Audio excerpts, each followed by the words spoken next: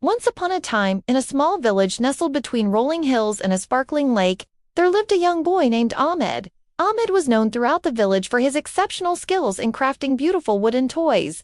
His talent was a gift, one that brought joy to children and admiration to adults. One day, Ahmed was commissioned by a wealthy client to make a special wooden toy for her son's birthday. The client, who lived in a grand house at the edge of town, arrived at Ahmed's workshop carrying a large piece of wood. It was a beautiful piece of wood, the kind that any craftsman would appreciate.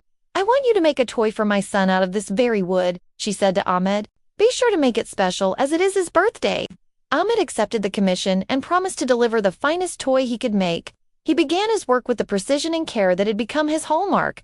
Days turned into weeks as Ahmed meticulously carved and painted the wooden toy. He planned to make a magnificent sailboat, and with each stroke of his tools, the vision took shape.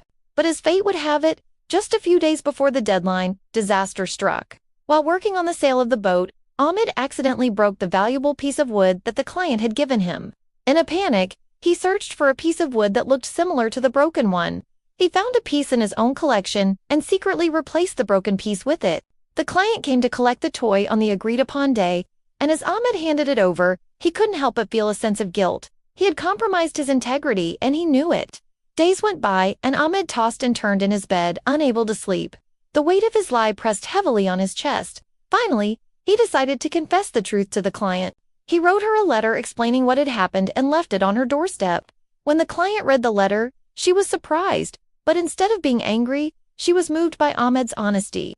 She called him and told him to bring the broken piece of wood to her house.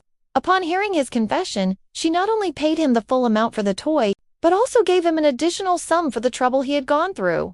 Because of her unreasonable demand, from that day on, their relationship became even stronger, and Ahmed's reputation as an honest craftsman spread throughout the land, becoming a valuable asset in his life. Ahmed learned a very important lesson that day. Honesty is always the best policy, even if it's difficult. Being honest may not always be easy, but it's always the right thing to do. It may cost you a client, but it will keep your integrity intact. And that, my friends, is priceless.